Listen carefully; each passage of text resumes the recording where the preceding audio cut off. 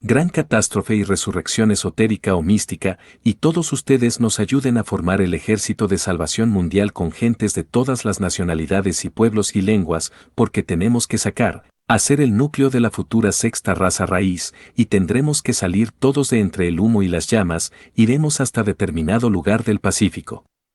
Ojalá tenga yo el gusto de verlos a ustedes entre los electos, eso es lo que esperamos. Me gustaría mucho salir con ustedes en barcos, en aviones, en lo que sea, rumbo al lugar donde que tenemos que ir. Es un lugar que por ahora lo mantengo un poco secreto, porque si los profanos llegan a saberlo, se van para allá, y el día que fuéramos nosotros a desembarcar, ya no habría lugar. De manera que, entonces, hay que tener en cuenta que mantendremos eso en secreto.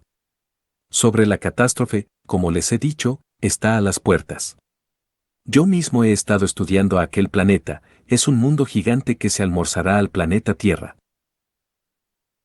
Tiene gigantescas montañas, enormes y profundos mares, profundas selvas, es un monstruo de los cielos, un coloso, pertenece a un sistema solar que también se acerca al nuestro. Los cálculos sobre la órbita de aquel mundo varían. Unos piensan que tiene una órbita de 6.666 años. Yo sé que su órbita es mucho más grande.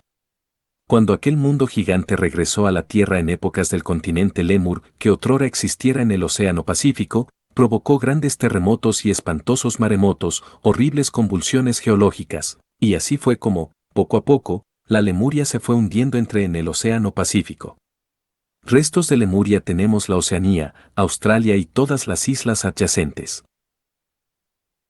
Cuando en épocas de la Atlántida aquel coloso se acercó a la órbita terrestre, se produjo entonces una revolución de los ejes de la Tierra, los polos se transformaron en ecuador, el ecuador en polos, los mares cambiaron de lecho, el continente Atlante fue sumergido entre las embravecidas olas del océano que lleva su nombre.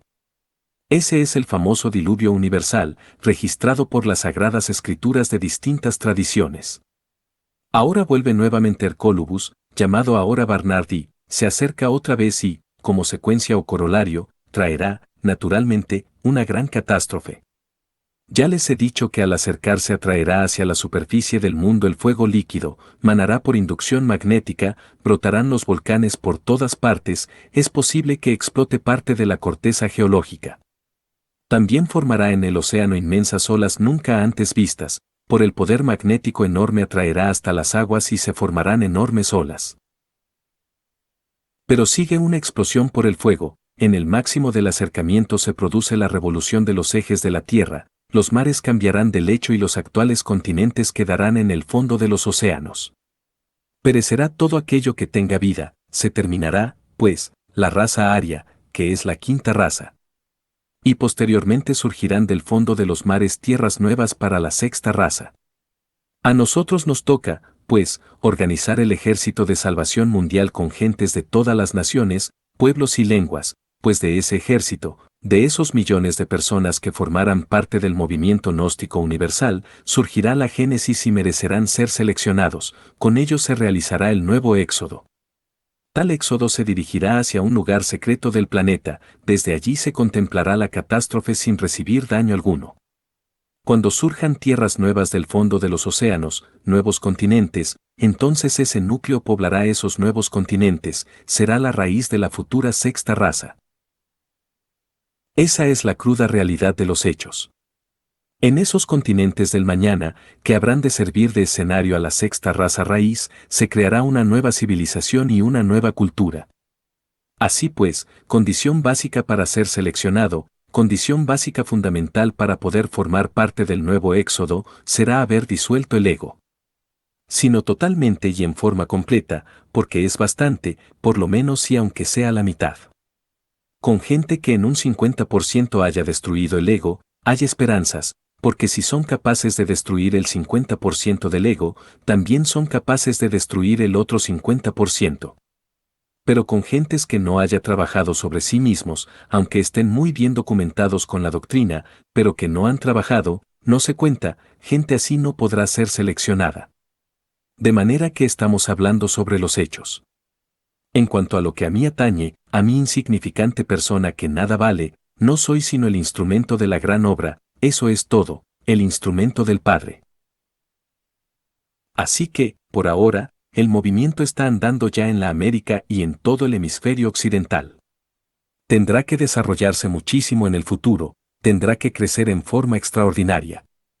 Continuaremos con la Europa y habrá que poner un escenario maravilloso, mediante algunos impactos científicos que son indispensables y, posteriormente, completaremos nuestra obra en el Asia, en el continente asiático, estudiante. ¿Esos impactos científicos de los que usted habla están relacionados con el equipo que van a traer los extraterrestres? Maestro. Bueno, en nombre de la verdad tendremos que decir que será entregado al mundo el equipo técnico-científico que permita la comunicación con las naves cósmicas y con otros mundos habitados.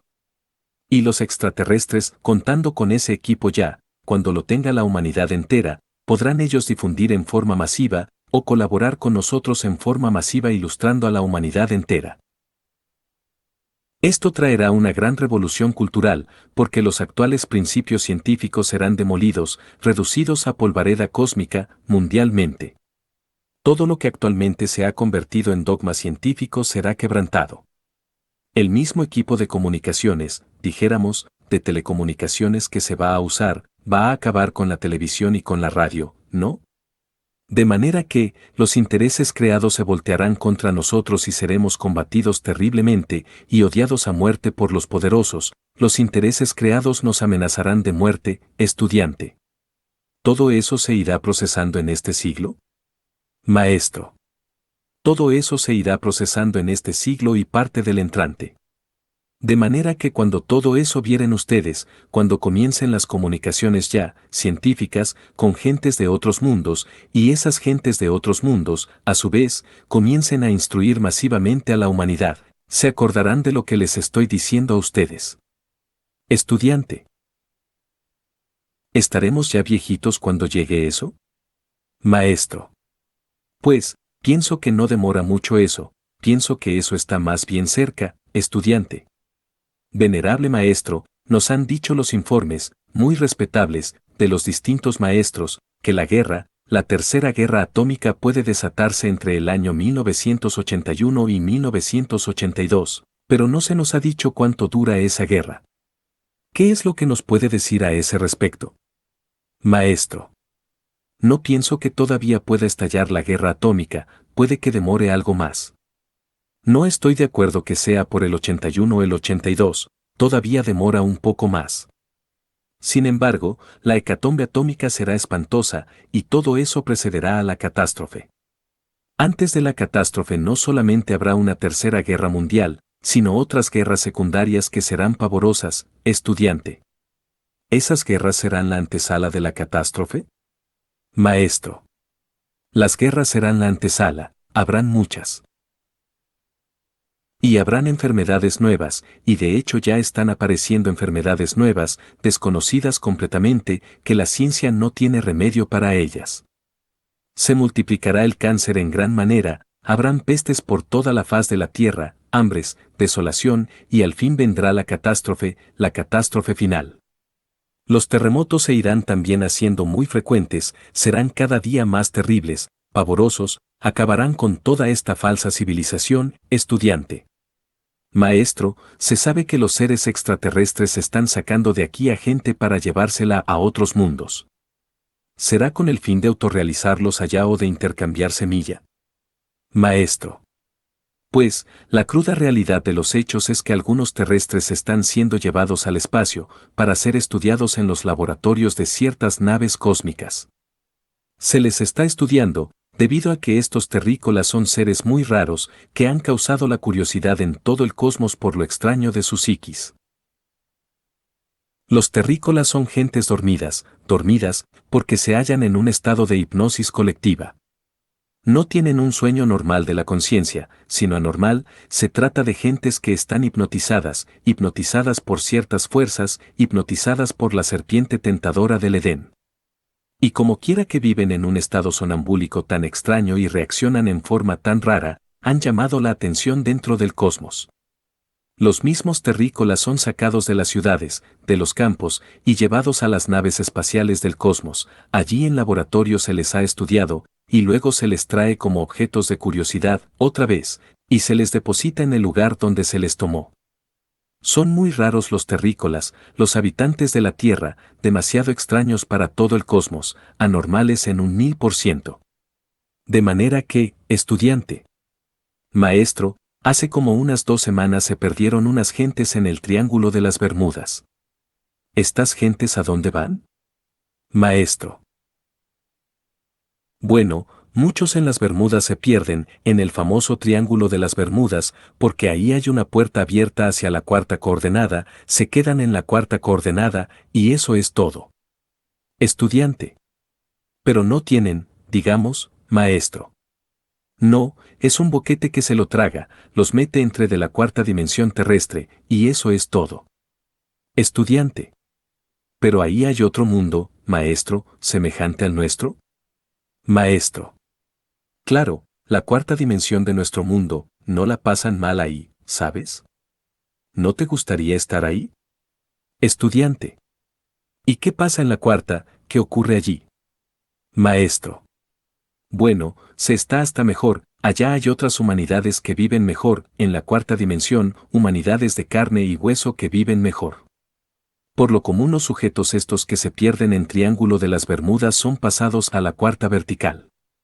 En la cuarta dimensión, reciben la oportunidad de una gran ayuda, para que trabajen sobre la eliminación del ego, estudiante.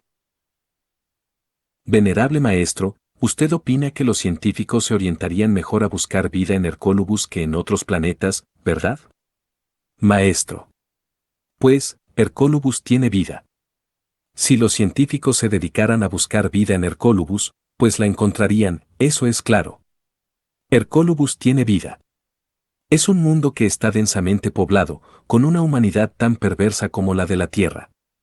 Si llegamos a comparar a los terrícolas y a los habitantes de Hercólubus, halláramos ambos en perversidad, son perversos los unos y perversos los otros, iguales.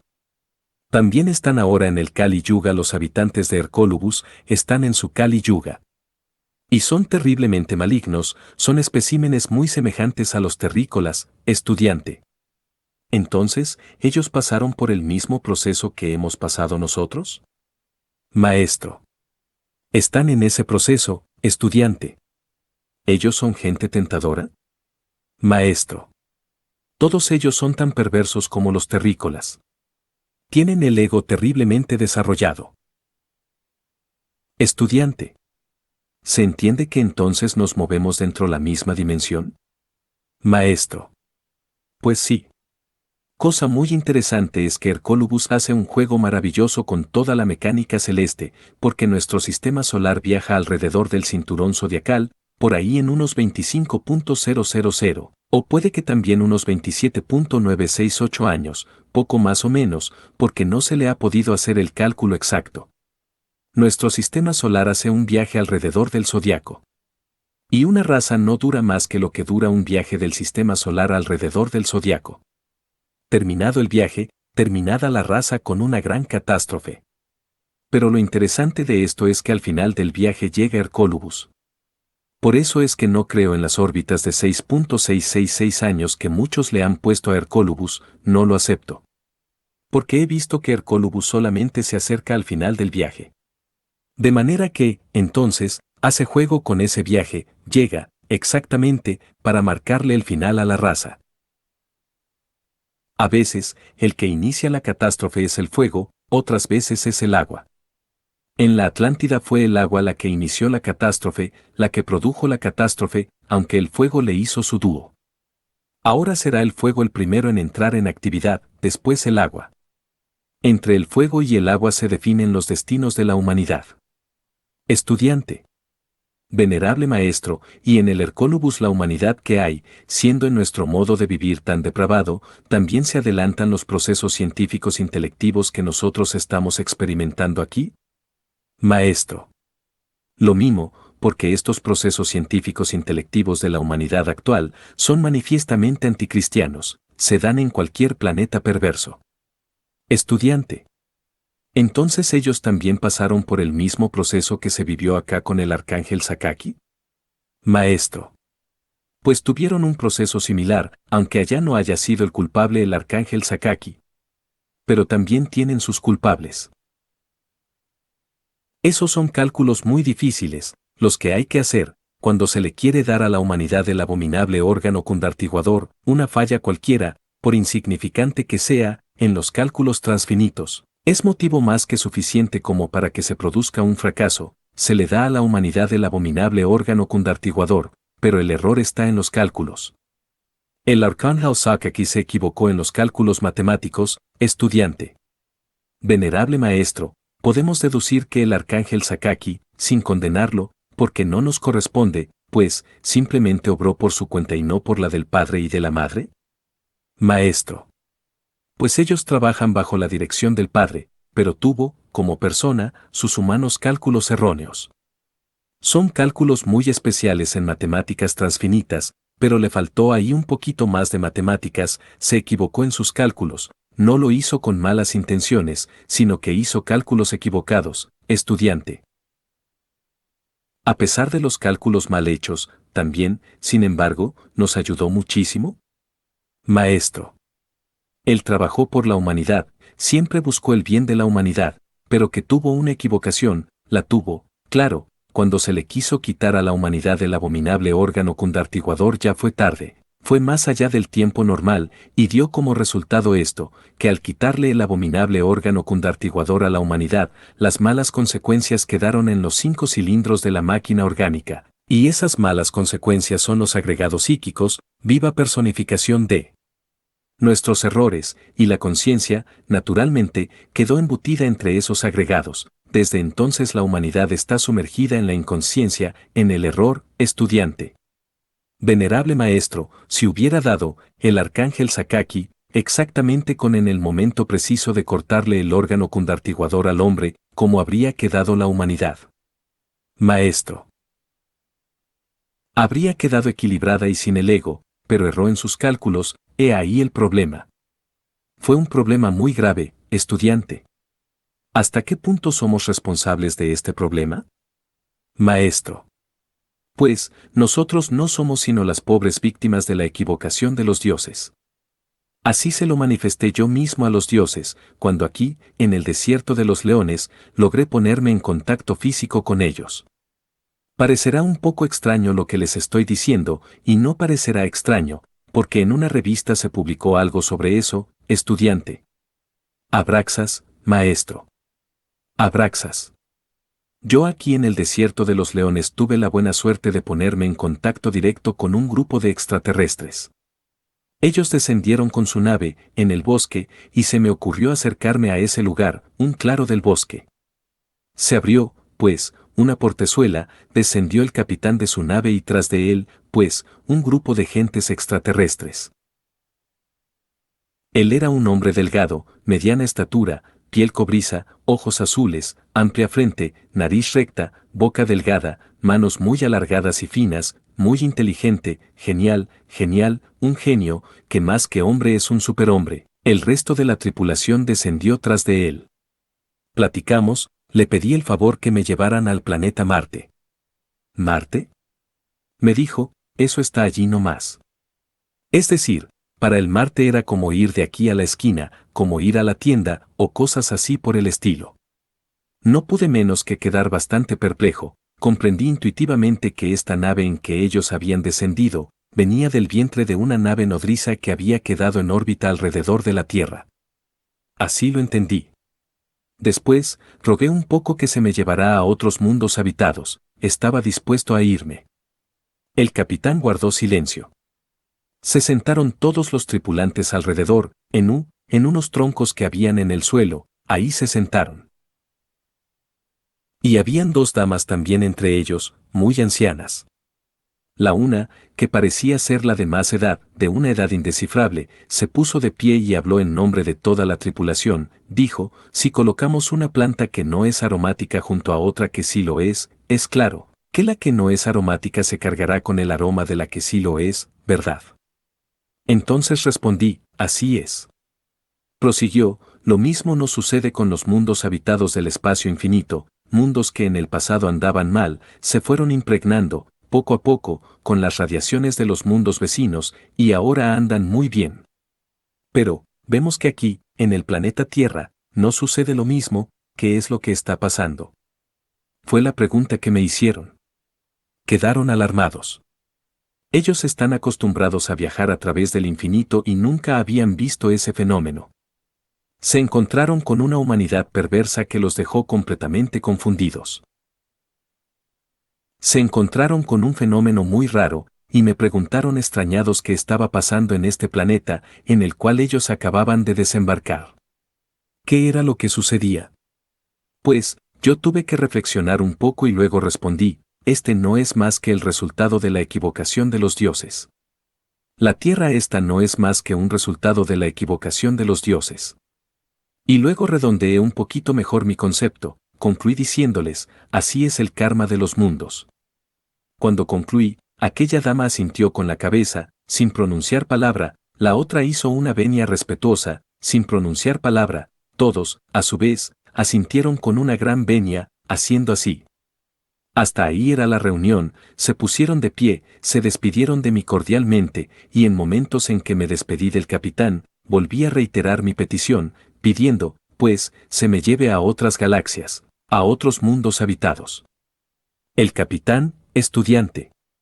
Entonces, ¿nos quería dejar, maestro? Maestro.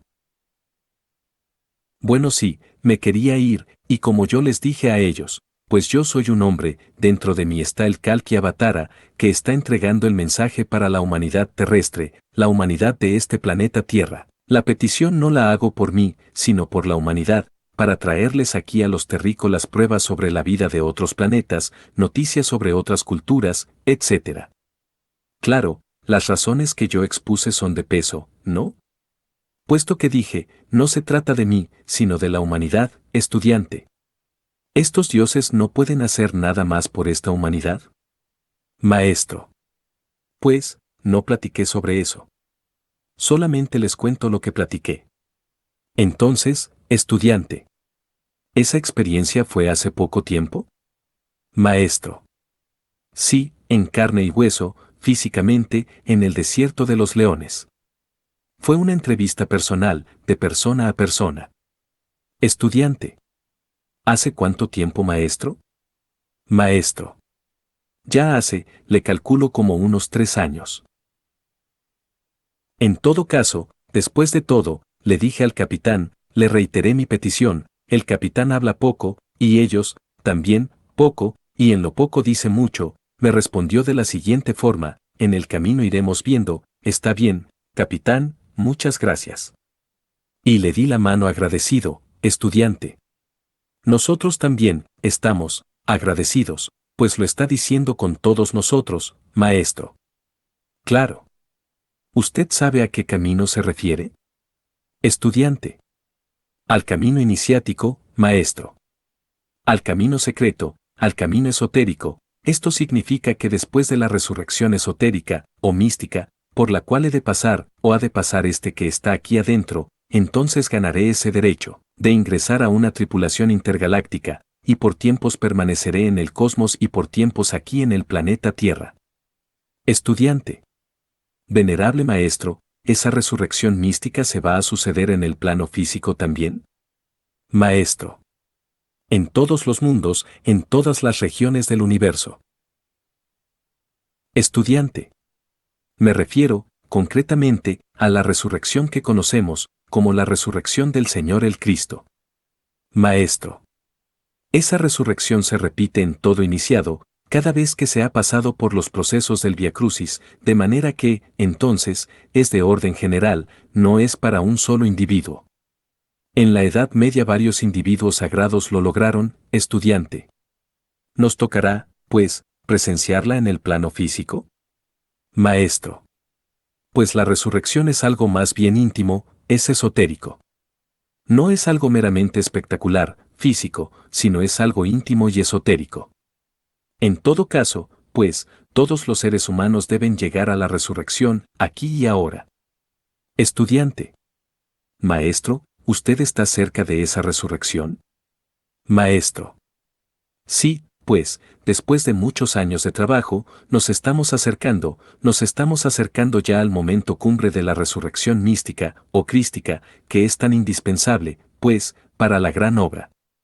Estudiante. ¿Qué se entiende, exactamente, por la resurrección mística? Maestro. Pues, que el Cristo íntimo tiene que encarnar en el corazón del hombre, debe desarrollarse en el corazón del hombre, debe desenvolverse en el corazón del hombre, debe crecer en nosotros, y una vez que ha logrado esto, debe predicar la palabra, para bien de la humanidad. Mas, es claro que siempre que Él viene al mundo, le odian tres clases de gentes: los ancianos, los sacerdotes y los escribas. Los ancianos, las personas muy juiciosas, llenas de experiencia, muy serias, le aborrecen porque no encaja dentro de sus costumbres y entre su forma de ser. Le aborrecen también los escribas, o sea, los intelectuales, porque no encaja dentro de sus férulas, dentro de sus dogmatismos, dentro de sus teorías, y lo rechazan. Y lo aborrecen, lo odian también los sacerdotes del templo, los miembros de todas las religiones, las gentes muy religiosas, los sacerdotes de todos los cultos, porque viene a hablar siempre, a decir siempre cosas revolucionarias que van contra los intereses creados de la religión oficial, viene a desmoronar, a destruir dogmas, y eso no lo pueden aceptar los religiosos. Así pues, que son tres clases de personas quienes rechazan al Señor. Como secuencia o corolario sucede entonces que le toca vivir al Señor, dentro del corazón del hombre, todo el drama cósmico, tal como está escrito en los 4 evangelios. Las multitudes piden su crucifixión. No se trata de multitudes meramente externas, sino de multitudes internas, y cada uno de nosotros tiene esas multitudes dentro de sí mismo, me refiero a los agregados psíquicos, a los yous, piden su crucifixión. Hay 3 traidores que se prestan para llevarlo a la crucifixión, que son Judas, el demonio del deseo, Pilatos, el demonio de la mente, y Caifás, el demonio de la mala voluntad. Esos son los 3 traidores, esos hacen sufrir mucho al Señor. De manera que, el Señor tiene que vivir, dentro del alma humana, todo el drama cósmico. Por último, el Señor es crucificado y después depositado en su santo sepulcro interior, en su sepulcro de cristal. Es necesario que el Señor resucite entre su sepulcro, y Él resucita al tercer día, es decir, después de la tercera purificación por el hierro y por el fuego.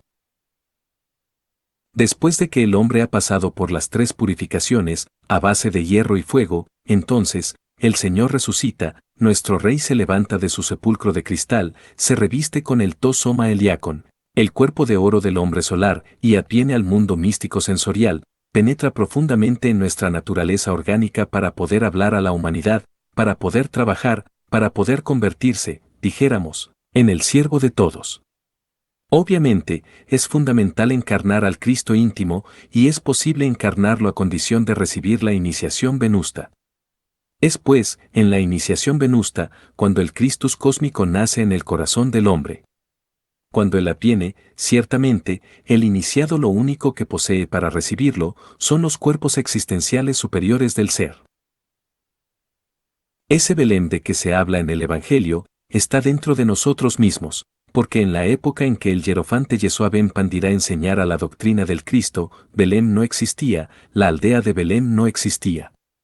Belén viene de un término caldeo, Bel, que nos recuerda a la torre de Bel, la torre de fuego. Todo hombre tiene que, primero, poseer la torre de Bel dentro de sí mismo, es decir, tiene que haber desarrollado el fuego dentro de sí mismo, haber elevado el fuego a la torre, a la parte superior de la cabeza, para poder recibir al Señor. Él nace, se dice también, en un establo, porque cuando el Maestro adviene, todavía nosotros no hemos destruido el ego, los agregados psíquicos están vivos, pero el Señor trabaja, ayudándonos. Él tiene que hacerse cargo de nuestros procesos del pensar, del sentir y del obrar, y siendo Él verdaderamente perfecto, tiene que revestirse con la imperfección. Siendo Él una criatura absolutamente santa, tiene que revestirse con la criatura de pecado y hacerse dueño de nuestros procesos del pensar, del sentir y del obrar. Él tiene que destruir a los elementos inhumanos que en nuestro interior cargamos. Conforme los va eliminando, va creciendo, se va desarrollando. Así que, cuando ya llega a hombre y puede predicar la palabra, lo ha hecho a base de grandes sacrificios. Y por último, Él tiene que vivir dentro del corazón del hombre todo el drama cósmico, tal como está en los 4 evangelios. Él tiene que ser muerto, pues con su muerte mata a la muerte. Él tiene que resucitar en nosotros, y ya resurrecto nos da la inmortalidad, ya resurrecto en nosotros, se convierte, en verdad, en un maestro de resurrecciones, en un verdadero trabajador eficiente de esta gigantesca gran obra del Padre. De manera que, ustedes van viendo, estudiante. Venerable Maestro, ¿es entonces cuando se le llama el Cristo cósmico? Maestro. El Cristo cósmico es el Cristo cósmico siempre. El Cristo no es, propiamente, un individuo, ni humano. El Cristo, en sí mismo, es una fuerza cósmica, universal, que bulle y palpita en todo átomo, en todo electrón, en todo ion, se encuentra latente en todo lo que es, ha sido y será, pero puede manifestarse a través de cualquier hombre que esté debidamente preparado. Así, pues, si pensamos que Jesús de Nazaret es la única expresión del Crestos, estamos muy equivocados. Así como el Cristo en aquella época se expresó a través de Yeshua ben Pandirá, así también se expresó en aquella época a través de Juan el Bautista, y es el mismo que se expresó a través de Moisés y resplandeció en su rostro en el monte Nebo, y es el mismo que enseñó la sabiduría hermética con el nombre de Hermes Trismegisto, y es el mismo Señor Quetzalcóatl. Así, pues, el Crestos es una fuerza que se expresa a través de cualquier hombre que esté debidamente preparado, y al decir hombre, incluyo también al elemento femenino, pues puede expresarse a través de cualquier mujer que esté debidamente preparada. Estudiante. Maestro, ¿y el segundo logos es otra cosa? Maestro. Estoy hablando del Cristo, que es el segundo logos. Es decir, ya se entiende que el primer logos es el Padre, se entiende que el segundo logos es el Hijo, y se entiende que el tercer logos es el Espíritu Santo. Estudiante. Venerable Maestro, yo he entendido que el único proceso de realización es a través de los tres factores de la revolución de la conciencia, aquí y ahora. Pero alguien propone que podría trabajarse en el Maituna, un hombre en su cuerpo físico, en cualquier circunstancia, y una dama en estado astral. ¿Nos puede dar una enseñanza concreta a ese respecto? Maestro. Bueno, en el Tíbet se habla mucho de las dakinis, y algunos monjes que en el mundo físico no tienen esposa sacerdotisa, se han desposado con dakinis, señoras que andan por las nubes, invisibles, extrañas señoras, por cierto, que vuelan por las nubes, personas tangibles, esas son criaturas muy especiales. Estudiante. Pero viven en el astral, ¿no? Maestro. Bueno, viven en el astral, en el mental y en el causal, y en todas partes. Obviamente, aquellos monjes se han desposado con ellas y han realizado todo su trabajo esotérico con ellas, han trabajado en la novena esfera con ellas. A su vez, mujeres de cierta categoría espiritual han podido desposarse con devas y trabajar en la novena esfera con devas sin necesidad de tener un hombre de carne y hueso. De manera que, todo eso es posible. Pero es posible para aquellas gentes que realmente es muy poco el ego que tienen ya. Para que una mujer tenga el alto honor de desposarse con un deva, pues obviamente tiene que tener un grado de pureza tremendo, haber destruido mucho el ego, solo así podría recibir un deva como marido.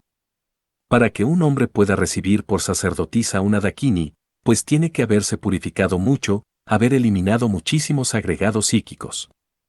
Estudiante. ¿Es ese el caso de San Francisco de Asís? Maestro. ¿Francesco? ¿Es posible que? Bueno, él ya había trabajado en vidas anteriores, y en su nueva existencia tuvo que haber trabajado con alguna dakini, eso es obvio.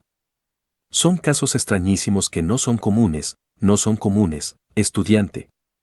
Venerable Maestro, la diferencia entre vivir el drama cósmico en los mundos internos y vivir el drama cósmico en forma pública, tal como lo vivió el Maestro Jesús, ¿existe mayor mérito al realizar el drama en el plano público? Maestro. Pues voy a decirte, Gautama, el Buda Sakyamuni, enseñó la doctrina del Buda íntimo de todos los seres humanos, la doctrina que el Buda íntimo de cada uno, del mío y del que cada cual tiene. Gautama la expuso públicamente. Jesús de Nazaret enseñó la doctrina del Cristo íntimo, tal como la han vivido los iniciados de la Lemuria, de la Atlántida, de la época céltica y de todas las edades y siglos. Ese drama cósmico, vivido por Jesús, siempre se ha vivido secretamente. Lo vivieron todos los iniciados antes de Jesús y lo siguen viviendo todos los iniciados después de Jesús. En cuanto al del maestro Yeshua ben Pandirá, sacó, dijéramos, de allá arriba, sacó del mundo causal y lo vivió, lo personificó en el mundo físico. Para vivir ese drama tuvo que preparar a sus discípulos y enseñarle a cada uno su papel, de manera que cada cual representara su papel y cada cual lo representó realmente. Él expuso un drama, lo enseñó públicamente, para que sirviera de guía a la humanidad en un futuro, sirviera de poste de indicación, pero el drama no es propiedad de él, ni propiedad mía, ni propiedad de nadie. Ese drama es absolutamente cósmico. Estudiante. Judas Iscariote, entonces, ¿es uno de los grandes iniciados? Maestro. Judas Iscariote, realmente, no quería el papel de Judas, él quería el papel de Pedro. Pero Jesús preparó a Judas para el drama que tenía que representar y Judas lo representó a la maravilla. Pero Judas Iscariote jamás traicionó a Jesús. Tuvo que aprenderse de memoria todo lo que corresponde al Evangelio de Judas. Para poder comprender el Evangelio de Judas, tienen que estudiar a Zacarías. Ahí se mencionan las 30 monedas de plata con que fue despreciado, etcétera, etcétera, el dinero que se utilizó para comprar un terreno para difuntos, etcétera. Todo eso, el tipo de moneda y todo eso, está escrito en Zacarías. De manera que Judas tuvo que aprenderse todo eso, revisar las sagradas escrituras y hacer bien su papel. Pero él, que tenga algo de traidor, nada. Un papel que le enseñó Jesús y que él no quería, además. De manera que el maestro Judas tiene un evangelio, la disolución del ego.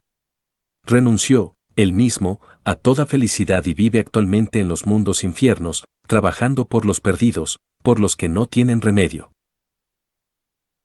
De manera que es el único que no ha recibido honores, que ha sido odiado, insultado y que, sin embargo, ama a la humanidad, puesto que se sacrificó por la humanidad y entregó hasta su misma vida y felicidad por la humanidad.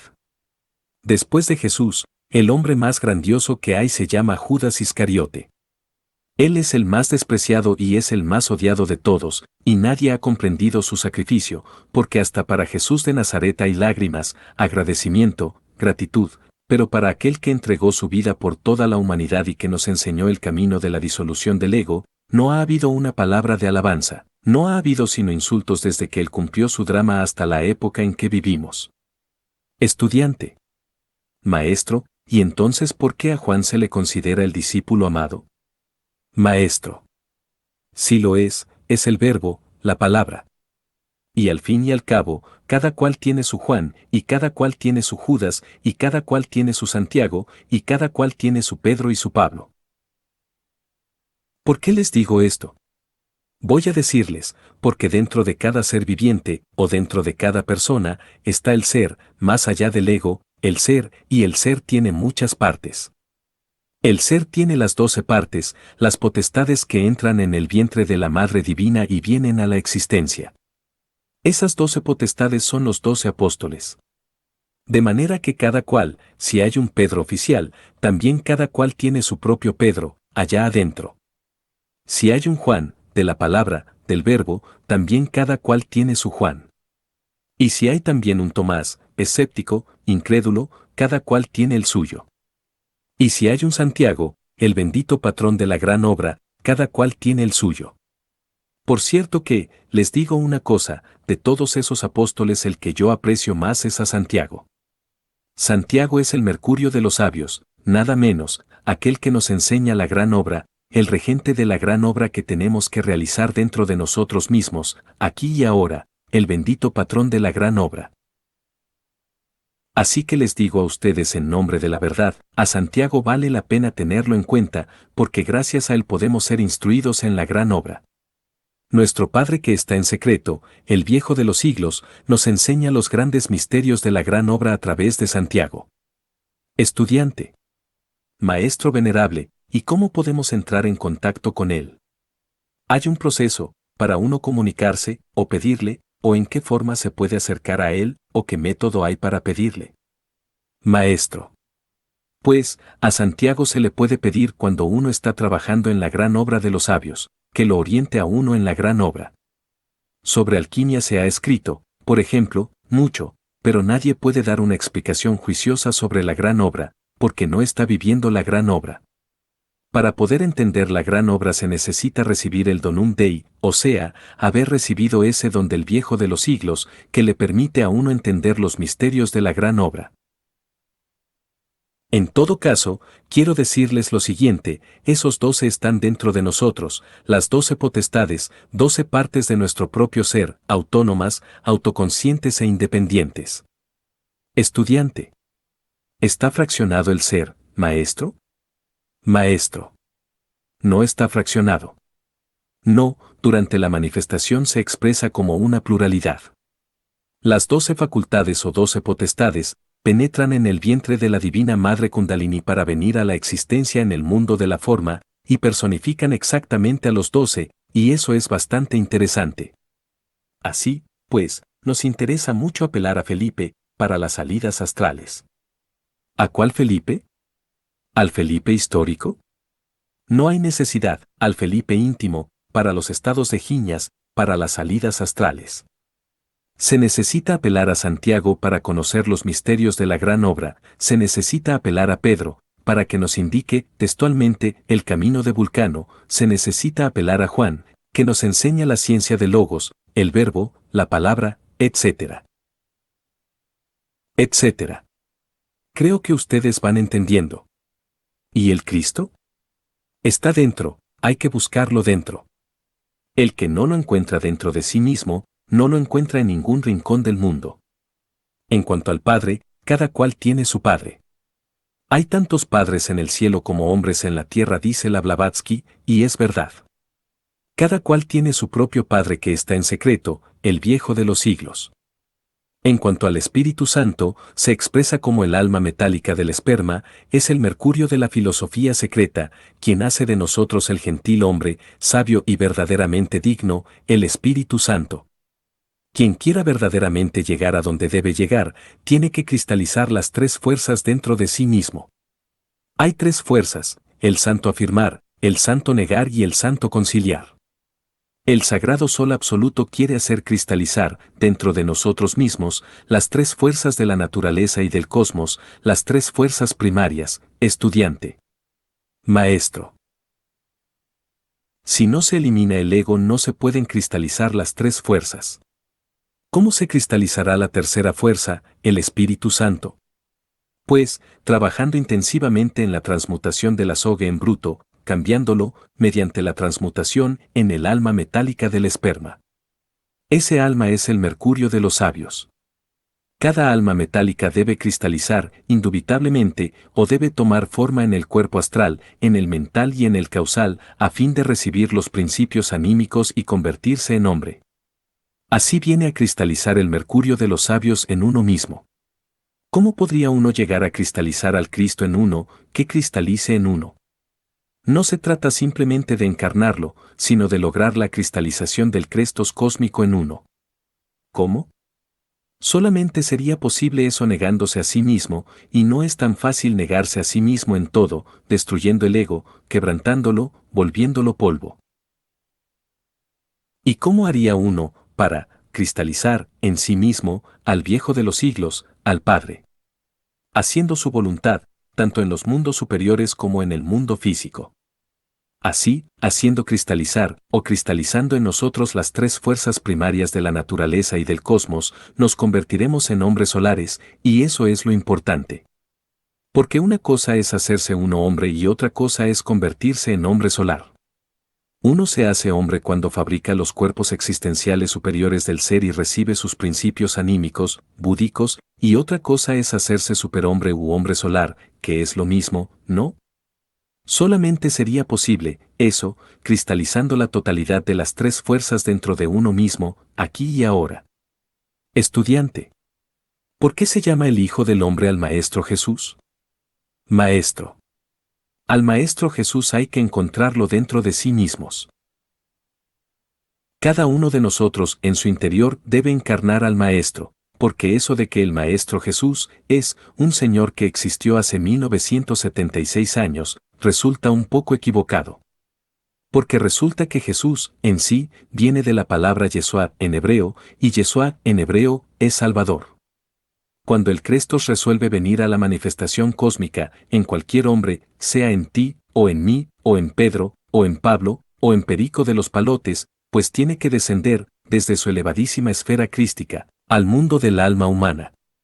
Incuestionablemente, tendrá que nacer en el hombre como un Salvador, y su nombre será siempre Yeshua, Jesús Cristo, o Cristo Jesús, porque siempre será el Salvador dentro de uno.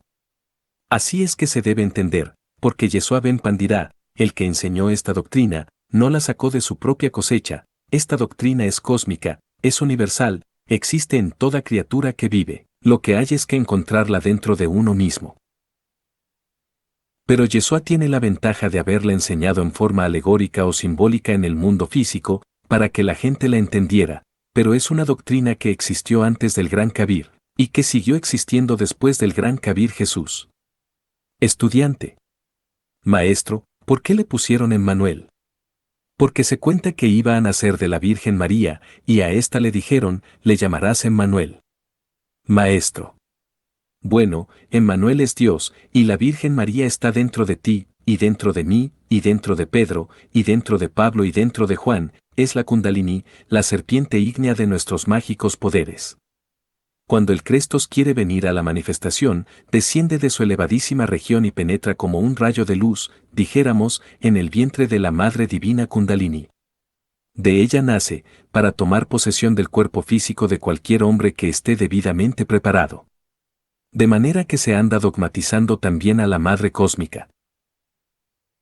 La Madre Cósmica no solamente existió en aquella época de Jerusalén, la Madre Cósmica está dentro de cada cual. Estudiante. Venerable Maestro, aquella energía conocida como Nous, ¿bien pudiera ser la fuerza crística? Maestro. Nous es un átomo que existe en el ventrículo izquierdo del corazón, una palabra que realmente no define muy claro a la fuerza crística. La fuerza crística tiene su propio nombre siempre.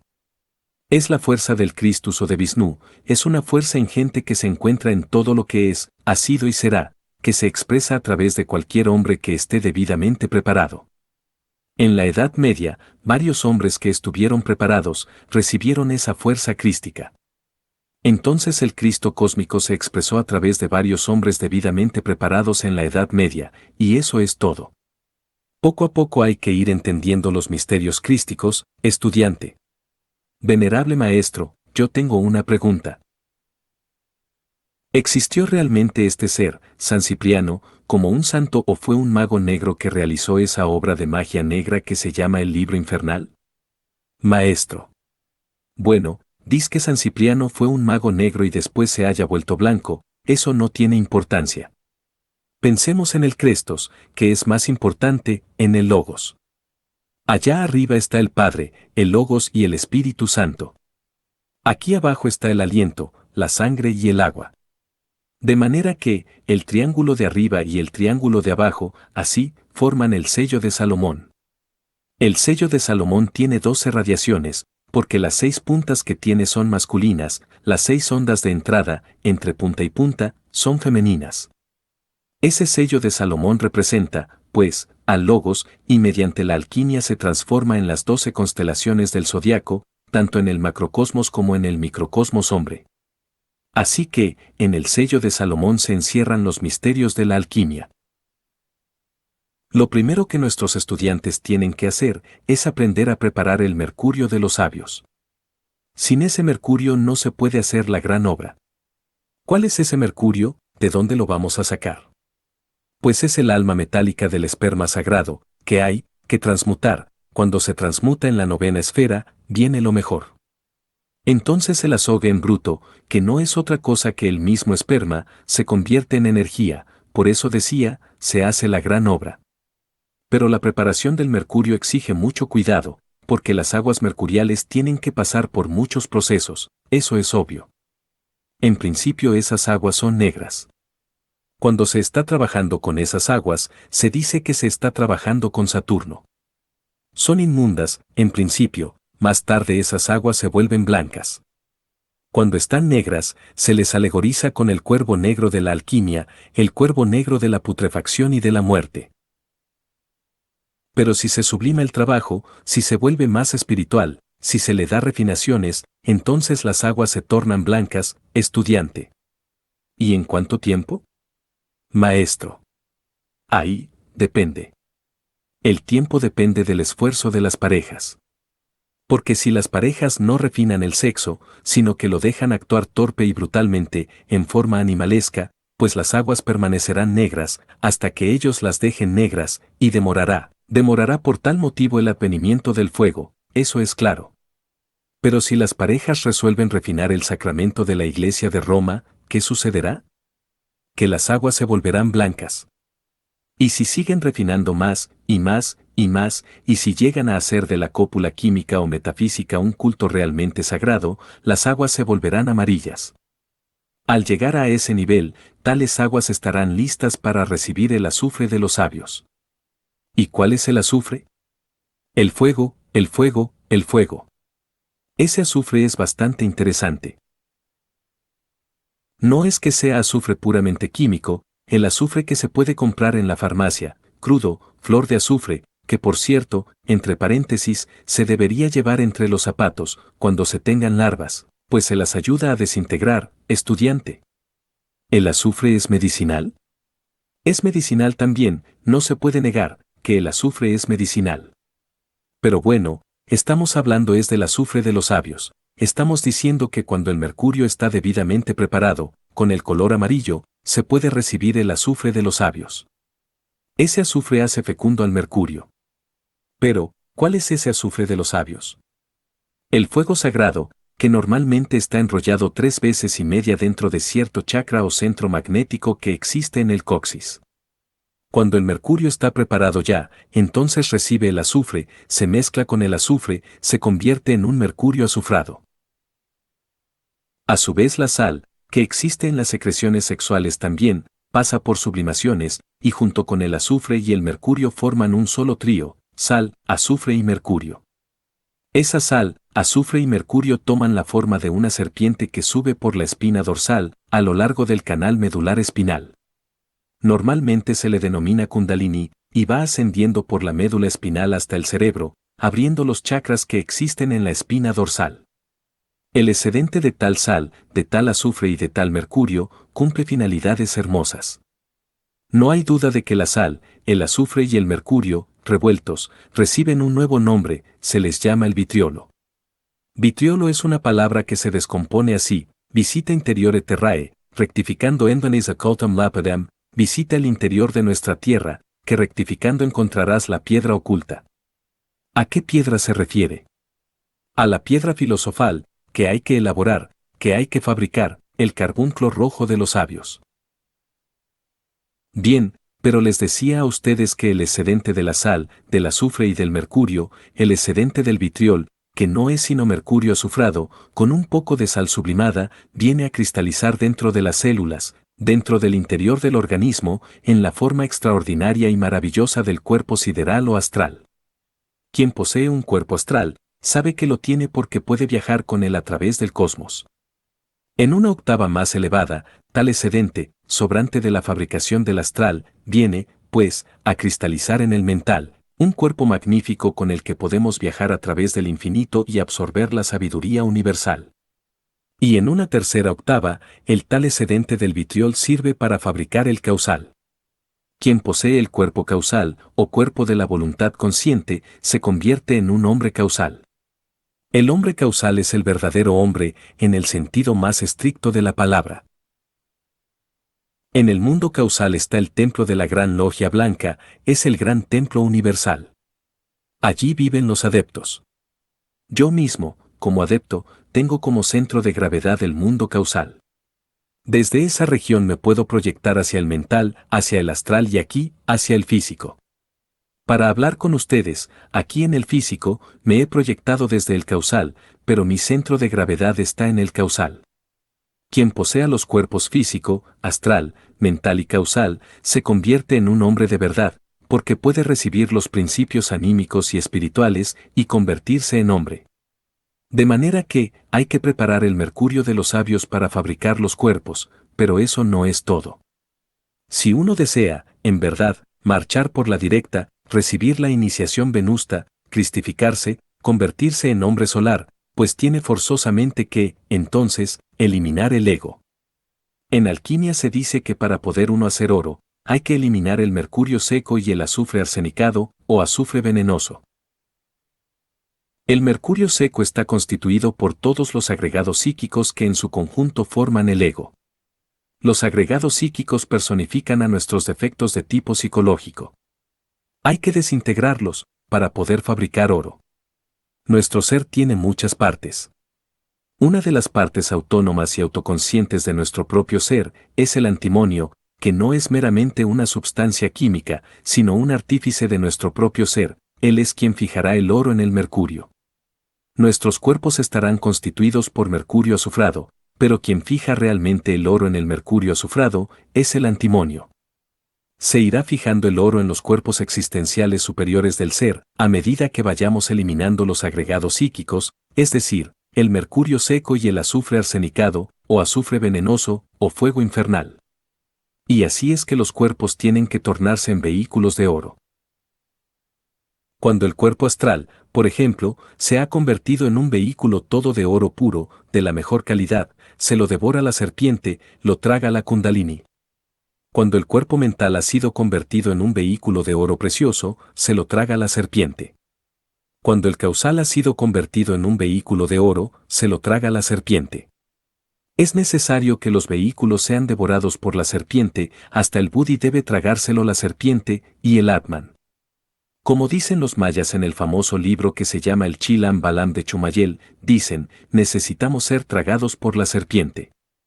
En Yucatán encontré, en uno de los templos de Yucatán, 2 serpientes de piedra, muy hermosas. También encontré una serpiente de piedra, en un templo, enorme, gigantesca, dentro de cuyas fauces aparecía un hombre que la serpiente se lo estaba tragando. Eso viene a confirmar lo que se dice en el Chilam Balam de Chumayel. Los teósofos nos hablan de la Kundalini Sakti, y Mr. Ladbeater escribió, por allá, pues, sobre los chakras del Kundalini y todo eso. Pero no basta solo despertar la Kundalini, es decir, la serpiente, eso no es suficiente. No se piense que por el hecho de haberse despertado la serpiente, un hombre tiene derecho a gozar del poder de los chakras, no. Para poder gozar del poder de los chakras hay que haber sido devorado por la serpiente. Una cosa es despertar la Kundalini y desarrollarla, y otra cosa es ser devorado por ella. En Botán, por ejemplo, un gran iniciado antiguo, se lee en una narración en que dice que él estuvo en la mansión de las serpientes, que él entró por un orificio de la tierra, que había hacia el centro de la tierra. Y dice, y yo pude entrar por el pasaje de las serpientes, porque yo soy una serpiente. Los antiguos iniciados egipcios también se llamaban a sí mismos serpientes, lo mismo que los druidas. Necesita convertirse, uno, en serpiente.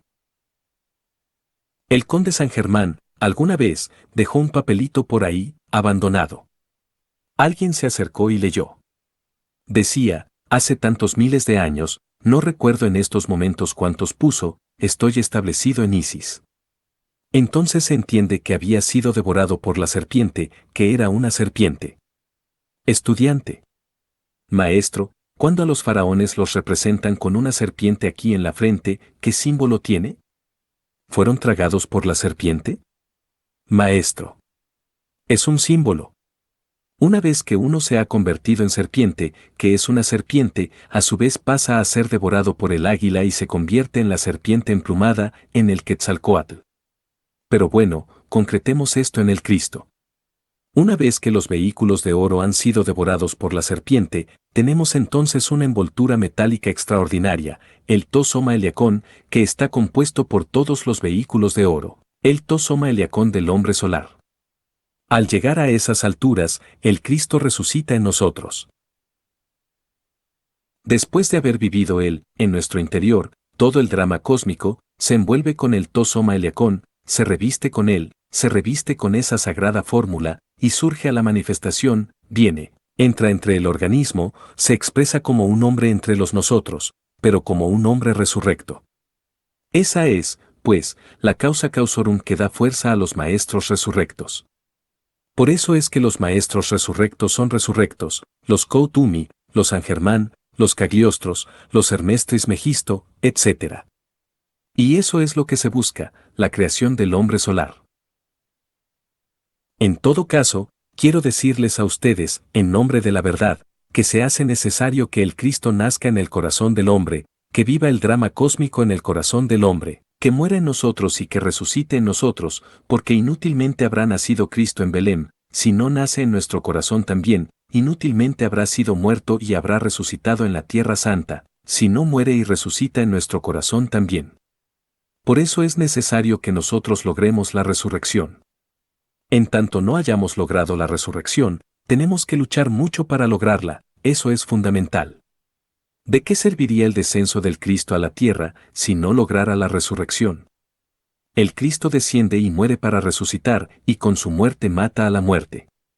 Es lo último que hace, eliminar la muerte con su mismísima muerte. Estudiante. ¿La vence? Maestro. Claro. Pero todo esto es cuestión de alquimia. Si un hombre no eliminara el mercurio seco, que son los agregados psíquicos, viva personificación de nuestros errores, pues entonces no podría fabricar el oro que se necesita para los cuerpos existenciales superiores del ser. No podría fabricarlo, ¿cómo lo fabricaría? De manera que, se hace necesario, precisamente, fabricar oro. El que no sabe fabricar oro, no sabe nada, porque el que manda es el oro. Un hombre puede ser muy sabio, muy erudito, todo lo que ustedes quieran, pero si no fabrica oro está perdiendo el tiempo miserablemente. Aquí hay que fabricar oro, porque el oro es el que manda, estudiante. Bien, maestro, y en alquimia, ¿qué significa el león de justicia? Maestro. El sol, a su vez, es el león de justicia. Son uno. Estudiante. ¿Son uno? Maestro. Claro, estudiante. Venerable maestro, ¿qué logro alcanza un soltero con la transmutación dentro de su autorrealización? Maestro. Todos los sistemas de transmutación para solteros son relativos, sirven hasta cierto punto, y más allá, ya no sirven para nada. Ni siquiera el Bajrol y Mudra sirve para siempre. Puede servir por unos segundos, mientras el hombre se consigue una mujer, podrá servirle a la mujer, mientras se consigue un hombre, pero que sirva el Bajrol y Mudra en forma definitiva y para siempre, tampoco, no hay que exagerar. Por un tiempo le permite transmutar, mediante la respiración y el pranayama, etc., las secreciones sexuales, convertirlas en energía que puede ser utilizada, dijéramos, para la salud, pero que pueda un hombre, por ejemplo, fabricar esos cuerpos existenciales superiores del ser por medio del pranayama, de la transmutación para solteros, no es posible. Por un hecho muy concreto, el hombre representa el santo afirmar, la mujer el santo negar y el Espíritu Santo el santo conciliar. Si un hombre, por ejemplo, cree que puede fabricar los cuerpos existenciales superiores del ser por las transmutaciones para solteros, está equivocado, está manejando únicamente una sola fuerza, es la masculina, el santo afirmar, nada más. Si una mujer cree que sola, con el Bajroli o transmutación de pranayamas, etc., puede crearse los cuerpos existenciales superiores del ser, tampoco, está manejando una sola fuerza que es la de ella, la femenina, negativa. Para que haya creación, se necesitan siempre tres fuerzas, santo afirmar, santo negar, santo conciliar, o sea, positivo, negativo, neutro. Y eso, si esas tres fuerzas no inciden en un punto dado, tampoco pueden realizar una creación. Si las tres fuerzas en el cosmos, por ejemplo, en el caos, la positiva, la negativa y la neutra, se dirigen hacia distintos lugares, no pueden realizar una creación. Para que haya una creación se necesita que las tres fuerzas incidan en un punto dado, entonces adviene la creación, ya sea de un mundo o de los cuerpos existenciales superiores del ser.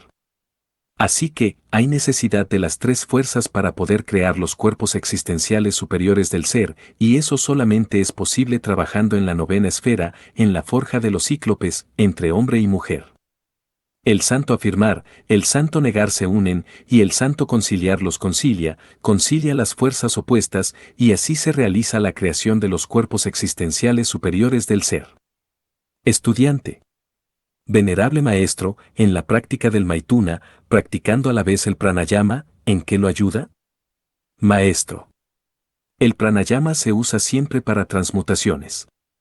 Quien quiera controlar perfectamente el sexo, debe practicar el pranayama, pero no lo ha de practicar fuera de la novena esfera, debe practicarlo en la novena esfera, durante la cópula química o metafísica. Así logrará que asciendan las energías hasta el cerebro, se ayudará de esa manera y de ese modo, y evitará, mediante la respiración, la caída sexual, evitará derramar el vaso de Hermes Trismegisto, el 3 veces grande dios Ibis de Tot. De manera que por eso es que en la Edad Media a los alquimistas se les denominaba sopladores. A todos los alquimistas en la Edad Media se les denominaba sopladores, porque durante la práctica del Maituna estaban usando las fosas nasales para transmutar, practicaban el pranayama, precisamente durante la cópula metafísica, y así controlaban el sexo, evitaban caerse, lo evitaban los sopladores. Estudiante. ¿Soplaban para adentro? Maestro. Sí. ¿Por qué en los laboratorios alquimistas aparecen siempre unos grandes fuelles? Allí están los fuelles siempre. Los profanos pensaban que se trataba de fuelles físicos, de verdad, para estar soplando las brasas encendidas, ¿no? No hay tal. Estos son los fuelles, señala las fosas nasales, estos son los que se usan muchísimo durante el Maituna, para controlar, pues, el sexo. El pranayama se debe usar en plena cópula metafísica, para hacer subir la energía hasta el cerebro. Estudiante. Ahora si queda un excedente, maestro, al terminar en la alquimia, ¿puede continuarse haciendo un pranayama? Maestro. ¿Ya para qué, si lo interesante es en la práctica? Es como querer tú sacar los fuelles de la cocina para ir a soplar al aire. Ya no tiene caso. Los fuelles son para cuando se necesitan, eso es claro. O como querer ordeñar la vaca después de haberla ordeñado, o como querer, algo así por el estilo. De manera que, entonces, los fuelles son para el lugar donde se necesitaron. Eso es todo. Estudiante. Sí, yo me refería, maestro, cuando hay un peligro de caída y uno se retira, y entonces queda cierta energía todavía acumulada. Maestro. Eso indica que está mal hecho el trabajo. El trabajo debe hacerse correcto. Y el pranayama se hace, precisamente, durante la cópula metafísica, y así se evita, pues, el peligro de caer, se controla con la respiración. Así es como proceden todos los sopladores. No dejamos, los alquimistas, de llamarnos sopladores. Así se nos llamó en toda la Edad Media, y seguimos llamándonos sopladores, pues usamos los fuelles en el laboratorio. Estudiante. Maestro, si una persona no logra casarse, digamos, probablemente por razones kármicas, tiene que quedarse, esperando, la próxima, existencia, maestro. ¿Qué más le queda, estudiante? ¿O puede hacer una petición, o algo para lograrlo? Maestro. Pues de hacer la petición, se hace. Lo que falta es saber si se nos concede. Si el padre considera que se le debe conceder al hijo la petición, se la concede. Si considera que no se la debe conceder, pues no se la concede. Y si no se la concede, pues hay que tener paciencia, hay que dedicarse a trabajar sobre sí mismo hasta donde es posible, y en una futura existencia, pues, continuar con el trabajo. Pero no por eso debe llenarse de pesimismo, sino dedicarse a trabajar sobre sí mismo hasta donde es posible, hasta el máximo de posibilidades, y continuar en la futura existencia. Estudiante. Sí, Danorobo maestro. Si a alguna persona le corresponde otra para casarse, kármicamente, y estando dentro de la gnosis, con un conocimiento más o menos de fondo, ¿se puede cambiar ese karma? ¿Cómo es posible eso? Maestro. Pues los karmas pueden ser perdonados y también pueden ser negociados, eso es obvio. Pero hay un tipo de karma que no admite negocios ni perdones jamás, y es aquel que corresponde a los pecados contra el Espíritu Santo, es decir, contra el sexo. Esos no tienen ni perdón, ni negocios, ni nada, esos hay que pagarlos en todo su rigor, como son, desgraciadamente. Toda clase de pecados serán perdonados, dijo el Cristo, menos el pecado contra el Espíritu Santo. De manera que los que tienen crímenes contra el Espíritu Santo, no tienen perdón, tienen que pagarlos en todo su rigor, con todo el dolor. Porque no queda más remedio, estudiante. Venerable maestro, en sí, ¿ese karma es la fornicación? Maestro. La fornicación, o el adulterio, la degeneración infrasexual, lesbianas, homosexuales, etcétera, etcétera, etcétera. Esos tienen que pagar esa clase de karma en todo su rigor. No les queda más remedio. Estudiante. Maestro. ¿Qué son karmas duros? No lo negamos, muy dolorosos, pero no les queda más remedio que pagarlos. Los demás sí pueden ser negociados y perdonados. Así es, estudiante. Venerable maestro, ¿a qué edad, dentro del trabajo esotérico, o a qué estado de conciencia corresponde la culminación del trabajo en la fragua encendida de Vulcano? ¿O toda la vida hay que trabajar en la fragua encendida? Maestro. Pues, tiene uno que familiarizarse con el trabajo, pues, en la novena esfera, porque siempre será necesario en el cosmos, mientras se viva en los cosmos, o en los distintos firmamentos. Téngase en cuenta, por ejemplo, que para libertarnos de esas fuerzas mecanicistas de la luna, que tanto nos atormentan la existencia y que han hecho de nosotros verdaderas maquinitas, debemos nosotros crear, a su vez, una luna dentro de nosotros, una luna psicológica. Uno crea esa luna psicológica, por ejemplo, cuando destruye esos agregados psíquicos que dominan a la personalidad humana, como el orgullo, el engreimiento, la soberbia, el egoísmo, la ira, el odio, los celos, la vanidad, la autoimportancia, el autosentimentalismo, etc. Entonces crea uno el centro de gravedad permanente en su interior. Tal centro de gravedad permanente es, de hecho, la luna psicológica, la luna que hay que fabricar dentro de nuestro interior. Después de haber hecho una creación de una luna psicológica dentro de nosotros mismos. Paz inverencial. Habla hermano.